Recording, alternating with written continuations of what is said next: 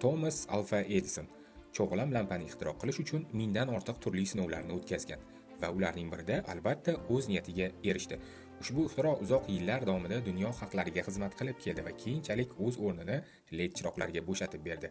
Biz jamoamiz bilan mana shunday LED chiroqlarni ishlab chiqaruvchi Xitoydagi ulkan Redray zavodiga tashrif buyurdik.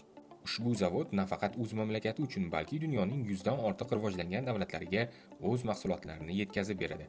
Kuniga 100 minglab turli chiroqlarni ishlab chiqaradigan bu manzil Xitoydagi ulkan uxlamaydigan zavodlardan biridir.